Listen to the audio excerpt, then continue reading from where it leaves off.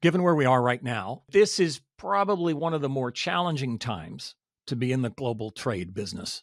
It is interesting to see how, even at our recent meeting in Berlin in June, how the changes in global geopolitics, the conflicts that we have at least two active conflicts right now that are impacting Europe, the Middle East, and the United States, and some colder conflicts that are out there as well, are changing the appetite, the cost, the risk of investing cross-border. So as a consequence, we're all becoming, to a certain extent, amateur historians. We're all trying to figure out, all right, have we been here before, and what can we learn from that? You are listening to the AFIRE podcast, real estate, technology, cross-border investing, and the opportunities of a changing world. Let's start a conversation now. So I'm really, really grateful that Jonathan Boff, who's at the Department of History, University of Birmingham in the UK, a professor of military history, who's focused on how institutions and individuals respond to, react to, engage with conflict and global conflict, to get his thoughts on where we are right now and how we as investors should be thinking. So thank you so much, Jonathan, for joining me on the AFIRE podcast. Great pleasure. Good to be here. Thank you for having me. You know, I think it's interesting. Certainly you have a background before you became a full-throated academic historian of working in the finance community. So I think you're an excellent person to help us understand that. And I believe you're doing some writing right now and some research in terms of the connection between the economy and global conflict. So what is the connection? What should we be focusing on as we face conflict both in Israel as well as in Ukraine? What you said earlier about this being feeling like a particularly uncertain time, I think is absolutely spot on, in the sense that, we're seeming to struggle with a world that is very different from anything that people of our generation have lived through before. Mm-hmm.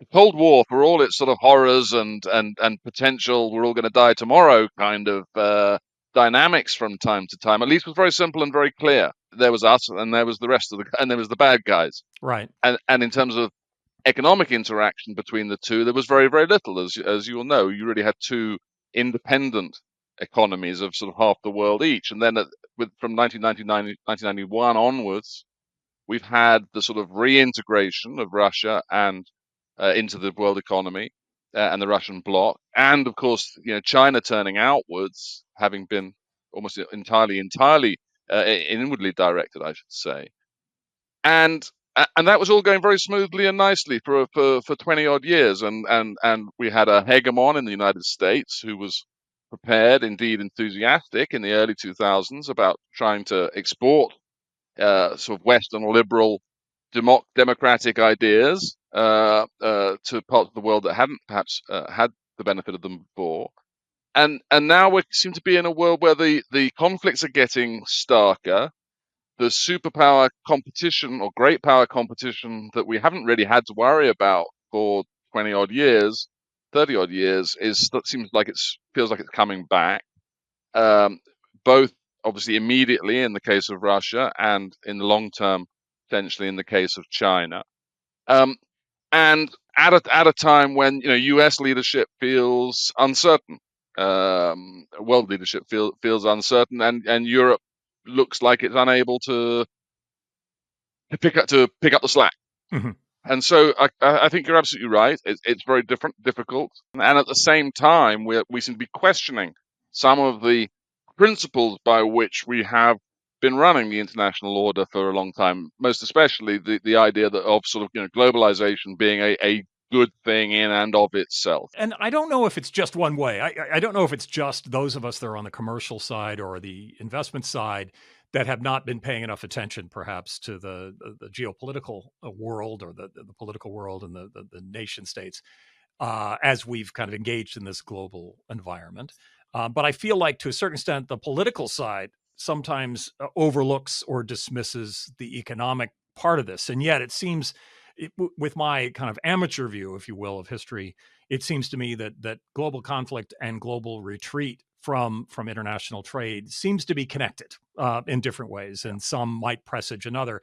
At the same time, you pointed out in some of your writings a quote from FDR, which I found just fascinating, where he said, "In my memory and your money and in all history, no major war has been won or lost through a lack of money. And I found that kind of interesting and certainly not what I would see coming from the financial side.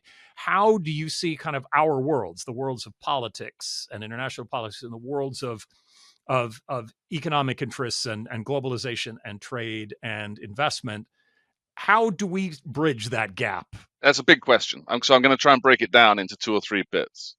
And the first one, I think, is to think about what Roosevelt was doing when he said that.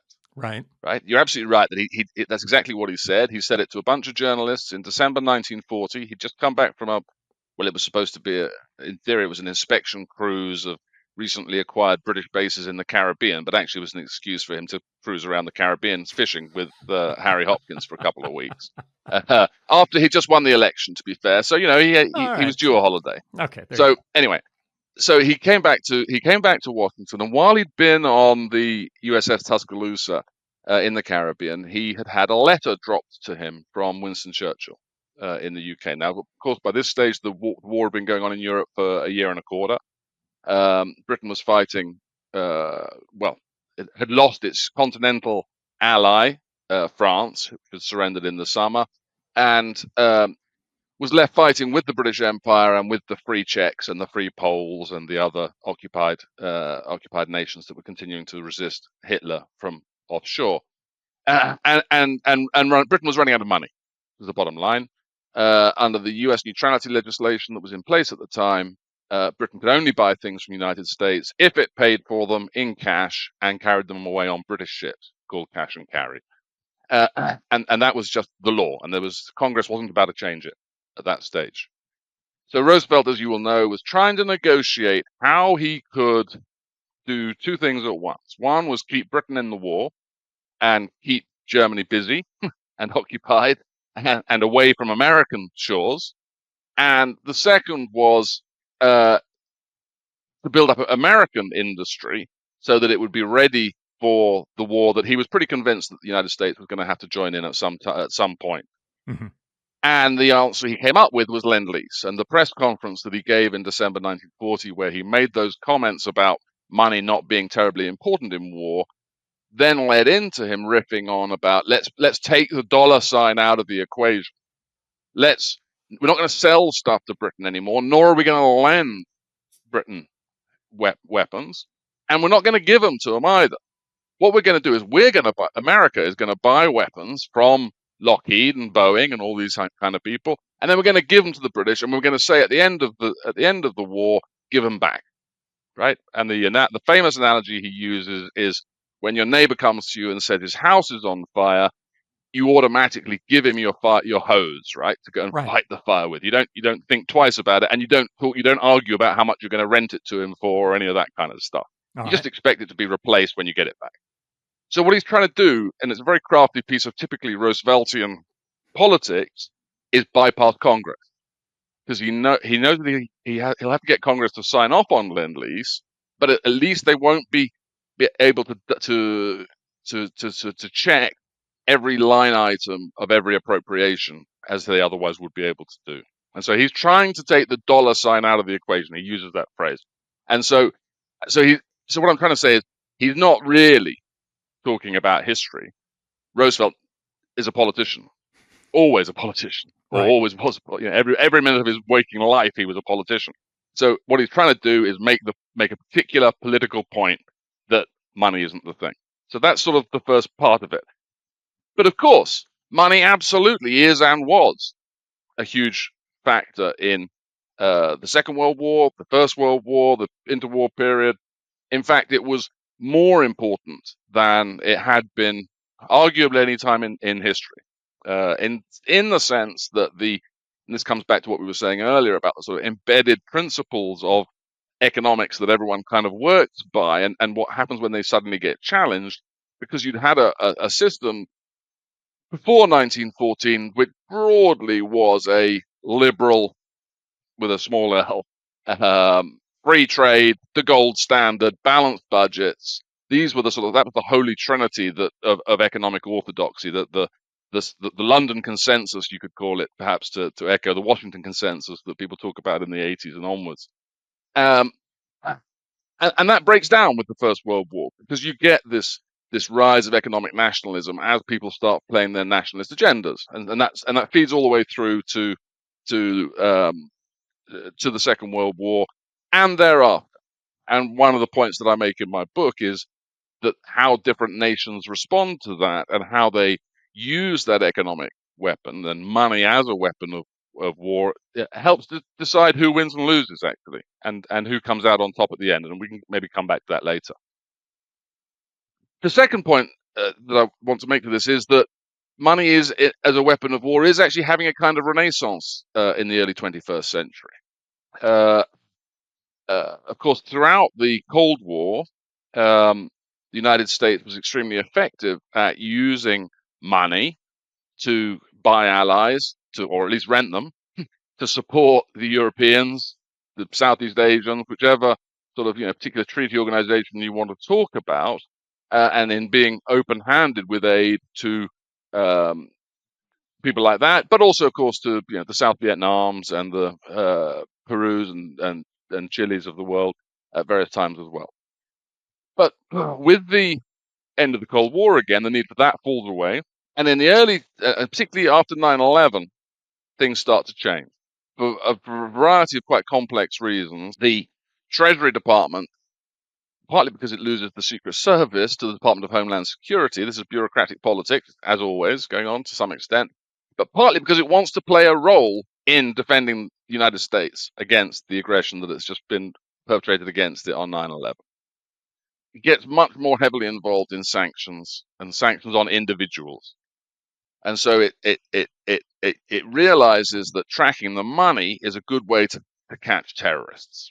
And that's what it is extremely effective at doing, and at freezing their assets, freezing their money, and that will interdict their ability to finance further terrorist atrocities. And then they extend that in the wake of the, well, I suppose stalemate is the polite description of the outcomes in Iraq and Afghanistan, and the apparent lack of utility of military force on the one hand, and then on the other hand, with against places like Iran, which are difficult to dominate militarily, and with places like Russia, which are big enough to be a real threat. What they start doing instead of using the sort of military pressure that they had used in the Cold War is economic pressure, either in the case of Iran through blocking its financial access to Western markets, literally by preventing it from banking. In the case of Russia, by targeting particular sectors of the Russian economy that I'm thinking about in the aftermath of the first Russian invasion of Ukraine in 2014, by the way. They cut off the banking sector and the high-tech sector, the Russian economy, from access to the world economy, essentially. So it's back in vogue, and the 2022 Russian aggression is another example of that, where the Treasury Department had been working for months before February 2022. First of all, trying to deter Putin from invading Ukraine with the threat of very severe consequences, I think was Biden's phrase, or the most severe economic consequences. And then obviously trying to wear down Russia's ability to pursue that war through the sanctions that it imposed in February 22 and then tightened at various points thereafter up until January this year. It seems odd to me, though. I mean, we've talked about sanctions quite a bit, and has been a big part of the arsenal that diplomats and governments have to try to influence each other's behaviors. And yet they do seem to be, they can't finish the job, if that makes sense. It's almost like if you use an analogy to military tactics. Yes, you can bomb an enemy, but yet at some point there has to be boots on the ground. So you can't finish the job that way. You can soften the enemy, and certainly it seems that we can do that with economic sanctions, but it doesn't necessarily change to the positive the continued conflict. Again, let's put it this way: Putin did invade, is still actively fighting Ukraine on the ground. It seems that we haven't actually stopped it. but we have certainly changed it with that. And I keep coming back to this idea that maybe it's because I've lived during the times that I've lived, is that when folks from different nationalities have skin in the game in the success of someone else's economy, they're less likely to drop a bomb on it. Which again, I think is great justification for why you want everyone to invest in your property markets so that they have skin literally in the game. But why is that kind of break? Well, why do we still lean into that? And it seems that right now, certainly the U.S. government is very much focused on tariffs, not just for determined enemies, but for allies. This doesn't feel like something that has it doesn't work, I think is what one of the questions I have, or does it? And it's something that I'm just not seeing because certainly we've been here before. We've done tariffs as a tool. And it never seemed to be, never had the outcome that people intended it to have. I think we have to distinguish two things, well, maybe three things. Okay. We have to distinguish actual shooting war and the use of economic levers of power within a shooting war, and I think you're absolutely right. You know, that in a real shooting war, even with all the powers that governments have as a result of that, nonetheless, economic pressure on its own has not been sufficient to win that war. And you know, there are obvious examples. The strategic bombing of Germany in 1943 to 5, on its own, was not enough to win the war. You still had, as you said, to put boots on the ground and land on D-Day and march to Berlin. So that's sort of what, but that's like a sort of at the limit case, right? I mean, right. God willing, we're not going to be, we Please, shouldn't have to be yes. worrying too much about that. Please. Then you've got that sort of intermediate bit where we are in something between competition and conflict. You know, so healthy competition, the kind we have every day in normal life, and unfair competition, shall we say? Maybe China's the example here. Going through to actual undeclared, maybe proxy wars, hybrid wars, cyber attacks, all that kind of stuff. But anyway, but we're not killing each other yet, so we haven't got the kind of powers and legal cover that you get Right. with wartime. And there, I think the answer to your question is much more complicated. So yes, it is a fact that the U.S. embargo on trade with Cuba did not bring down Fidel Castro, right? Right. But you could argue that Soviet aid to Cuba, economic aid to Cuba, propped Castro up. So one side of the economic warfare, if you like, didn't work, but the other side did. And of course, there are all the counterfactuals that we just will never know the answers to. You know, Right. Right. What would the world look like if oil was $100 a barrel and had been for the last 10 years, and the Russians had been able to carry on taking full advantage of that, and carry on building up its army? And you know, what would have happened to Ukraine in 2022, and what would be happening to NATO now, and our worries about it. So you know, I'm afraid it's a historian's answer, but it's complicated. That's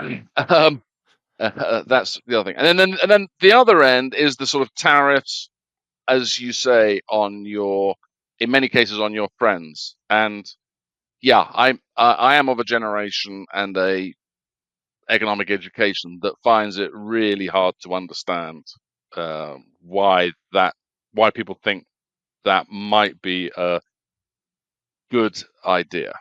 Mm-hmm. I can kind of see a logic in terms of closing I can see that one might think that you might be able to close the budget deficit and the current account deficit both at the same time by doing something like this. Mm-hmm. But it's a very high risk thing, and you've got a very small landing platform to land it on to get it right, and the chances have got to be very high that it doesn't. The medicine always has other effects, and how well can we manage those? And how well will we? Given that so much of what we have to do on the economic side is deal with facts on the ground, how things are evolving, whether we like it or not, or whether we're experts or not in geopolitics. We have to contend with them. We have to price them to a certain extent, understand what the risks are and everything else. That as you've looked, at least over the last 150 years of history, as investors, economists have responded to global conflict.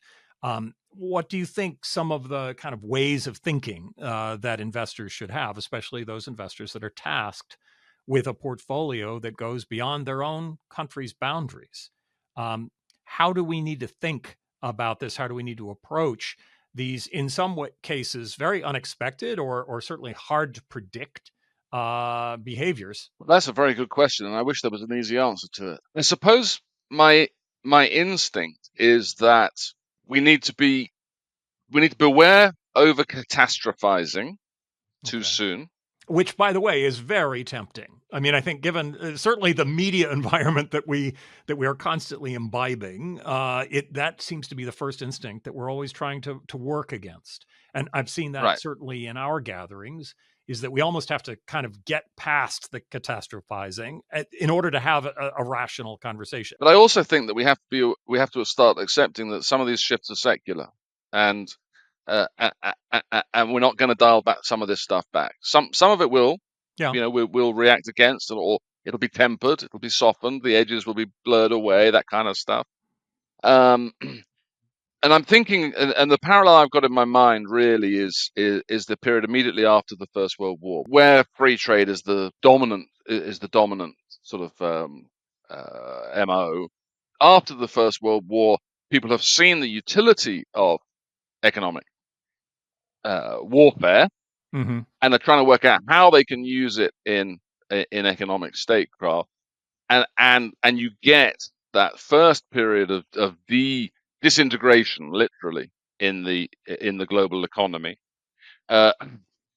as people suck capital and ideas and things back home, and in particular, they want to make sure, quite reasonably, the winners, Britain, France, and America, want to make sure that they don't, having spent all this time and effort and money defeating Germany, the last thing they want to do is let Germany come back in and steal all their export markets. Right. So they're trying to work out how to stop that happening as well. And so you get that disintegration, exacerbated, of course, by the Great Depression. You get a breakdown in trust, breakdown in the habit of international cooperations. And I think my concern is that some of these are themes that we may see more of over the next decade or so, and that makes you more vulnerable to events like the Great Depression, the Great Financial Crisis of 2008, 2009. And I suppose if I was to highlight one concern, it's around the Fed at the moment, and the Fed having been almost literally savior of the world economy in 2008, 2009, with their dollar swap lines extended, more or less at will. Would a 2027 Fed faced with a similar kind of crisis operate in the same way? Well, if Powell was in power, maybe, but if he isn't, maybe not. And quite, how that would play out is something that's worrying me. Anyway, that's sort of on one side. But those habits of international cooperation and the practice of international cooperation and the trust that comes with it is hard earned over long periods. And you see in the late 1920s that the atrophying of those habits over the previous 10 or 15 years definitely impedes the reaction to the Great Depression and makes everything worse. Right. In the early 1930s, with obviously particularly baleful consequences thereafter. So that one has moved by the mid 1930s. You're in a more or less entirely bilateral, a whole series of bilateral trading relationships rather than a multilateral one. Right. And that is precisely what Keynes and Harry Dexter White and these people are trying to avoid a recurrence of when they go to Bretton Woods in 1944. Their number one priority is we cannot let that happen again. We have to. That's why we have to have this integrated economy. It is striking. It's striking to me how quickly, at least certainly in the times we are right now, people forget the value of trust. That it doesn't necessarily have a very determined dollar sign on it, and yet reducing friction through kind of a trust network is extraordinarily valuable. And if you even go to, say, consumer packaged goods, and you think about the difference of the same product with one brand on it versus another unknown brand, the brand is all based on trust. It has nothing to do with anything tangible other than I trust this organization, this person, this country to not do me wrong. Therefore, I can conduct business with you. And therefore, we're both going to become a lot more wealthy because not trusting is expensive. It's ridiculously expensive. And when you're thinking about long-term investing, which is really what happens in the property markets and infrastructure investing, you're not thinking about this quarter. You're thinking about 10 years from now. Do I trust that my partners are going to behave the way they're representing? Do I trust that if things go off the rails, that we're all going to work together to somehow keep everything intact? That part of what I'm concerned about, even beyond the short-term issues around costs and expenses and supply chains, which are all very concerning. But my biggest concern right now is trust. Can I trust that there won't be a new revenge tax that I have to worry about, which will basically mean whatever investment I make is going to lose money? It'll be a new guarantee that I will not succeed. Therefore, gee, how much do I trust that I can make this sort of move, that I can make this kind of investment? And I wonder so much of if you're using these levers as weapons, how quickly do you lose the value of trust? I think perhaps a good place to look at this is the dollar as a reserve currency. All right. The status of the dollar as a reserve currency, because this is certainly something that in 2022, when the U.S. Treasury Department was thinking about extending financial sanctions on Russia, or in 2021 and 2022, one of the things they thought about doing was freezing the assets of the Russian central bank, okay, which, of course, as it happens, they did. Right. But in the policy discussions that were going on about whether to do that or not, there was a lot of concern that this was a pretty unprecedented thing for people to do in peacetime. Right. You've done it to people that we were at war with before.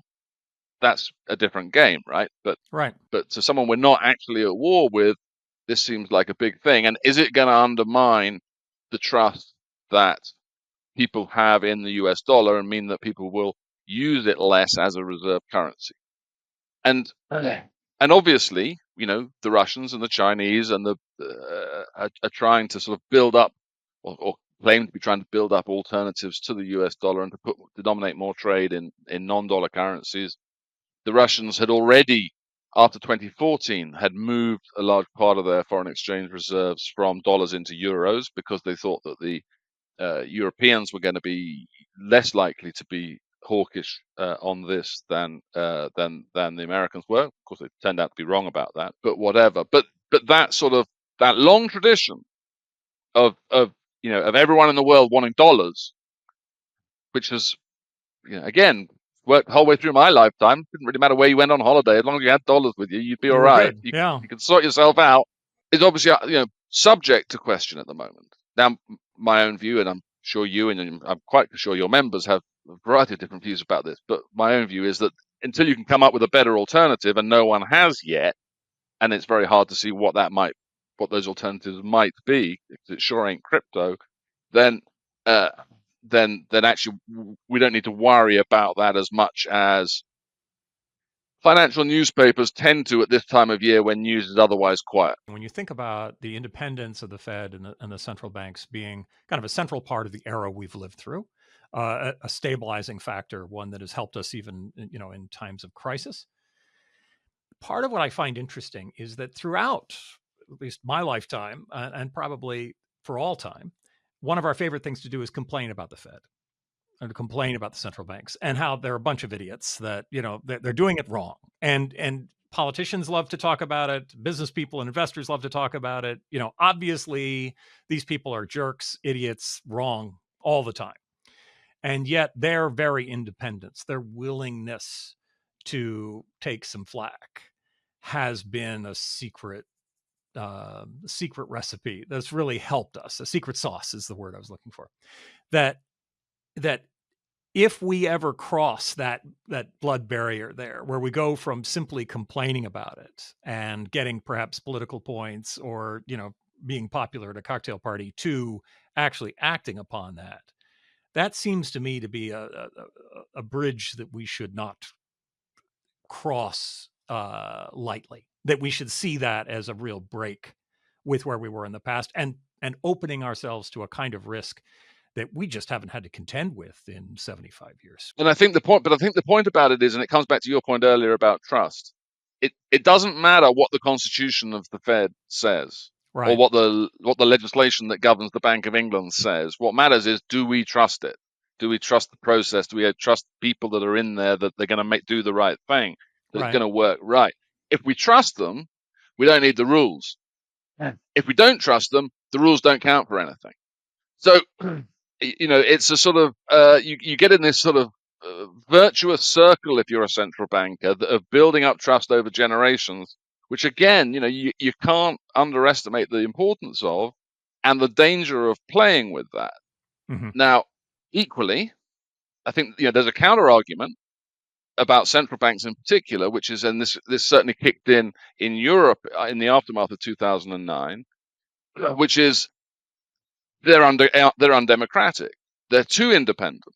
They're sticking to this inflation busting mandate at the cost of huge social costs, to huge social costs and poverty and distress across large parts of Europe, and it shouldn't be allowed.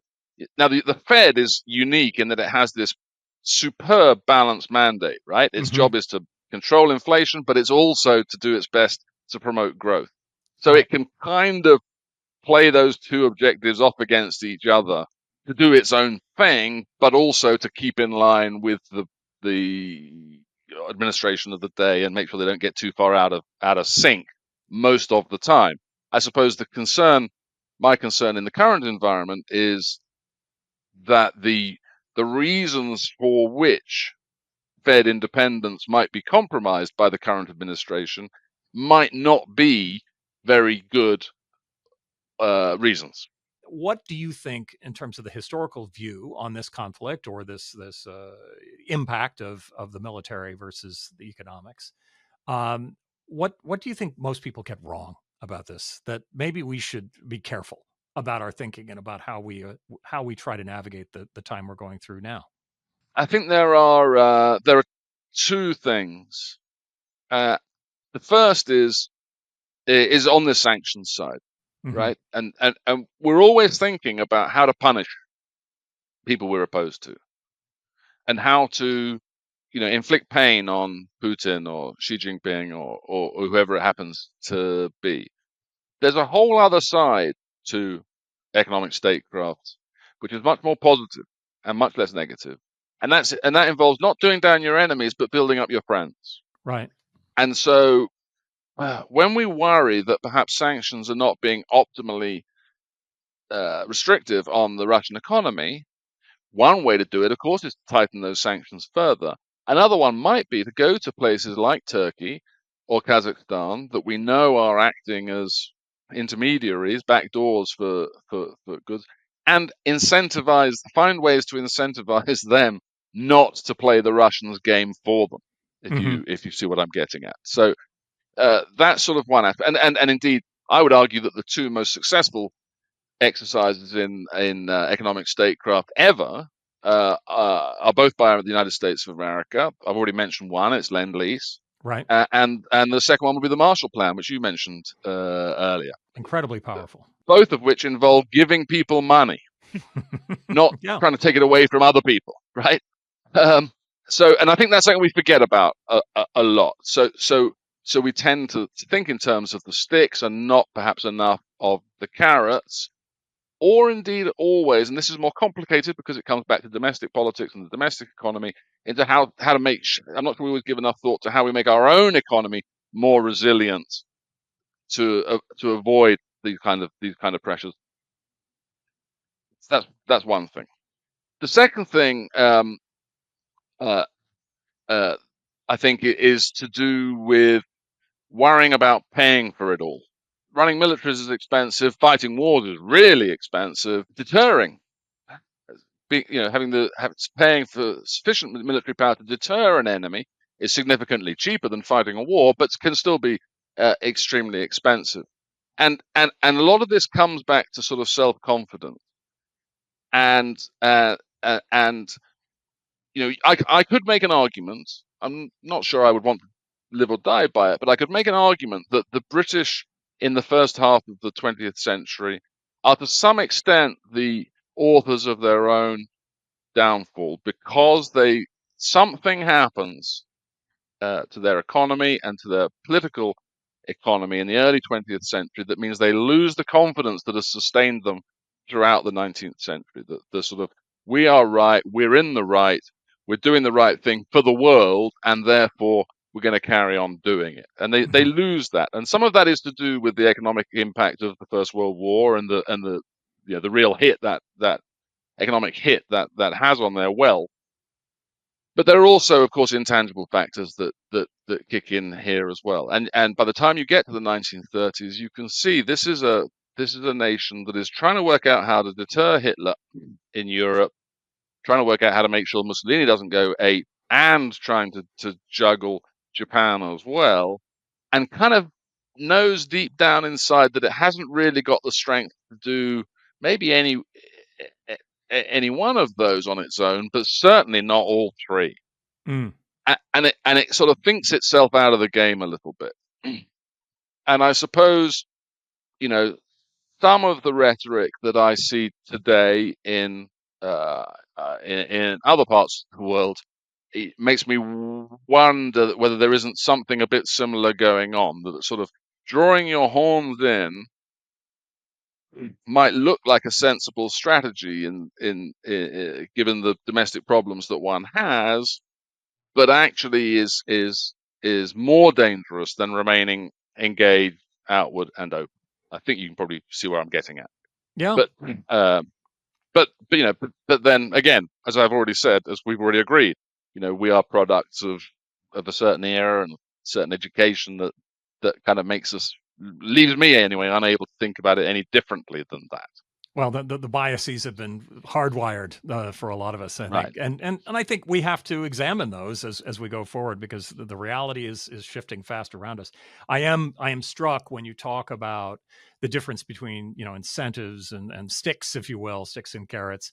That I'm always struck by how, whether it's an individual's behavior or it's a country's behavior or an organization's behavior, that sticks only have a short-term impact. You can get what you want in the near term, but your stick has to get bigger and bigger and bigger to have an impact. When those carrots, they can be even more compelling in terms of behavioral changes.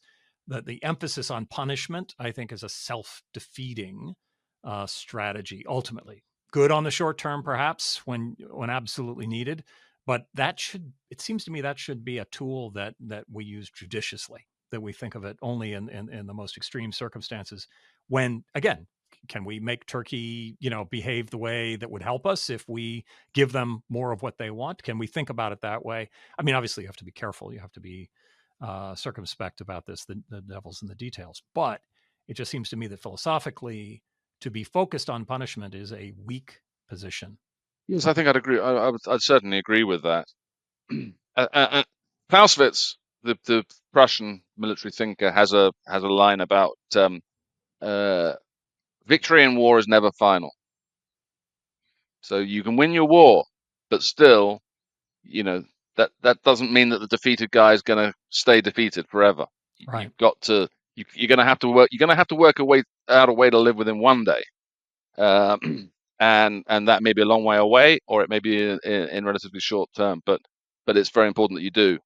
And I think that's sort of one of my concerns around some of these schemes that are going around about confiscating Russian assets.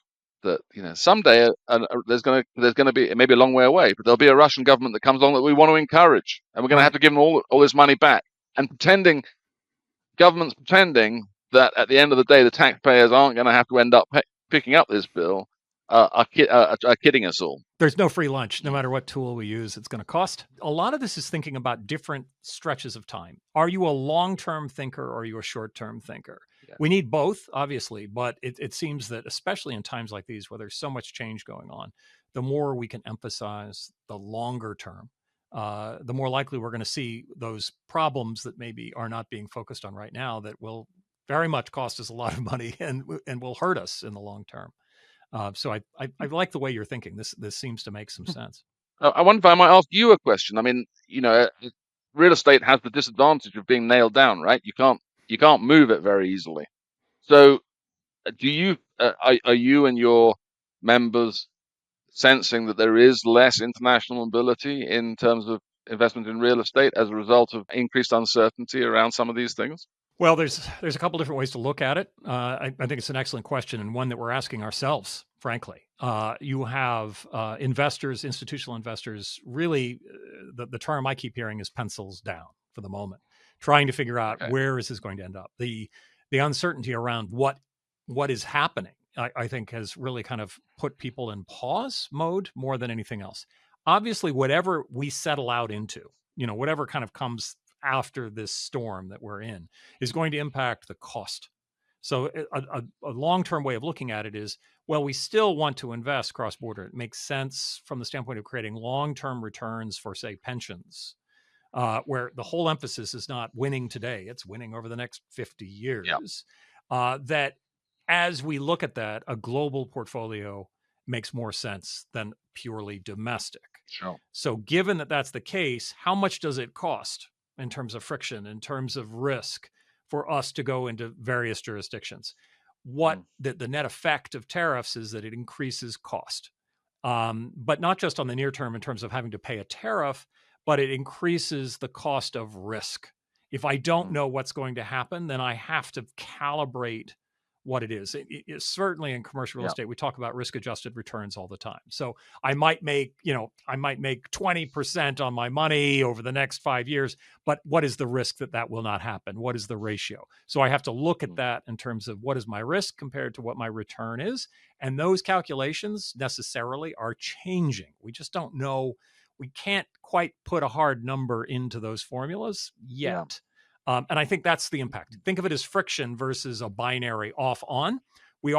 Many investors are off for the moment, but they're already, to a certain extent, committed. They're already engaged. The question is, how do they proceed once the dust settles?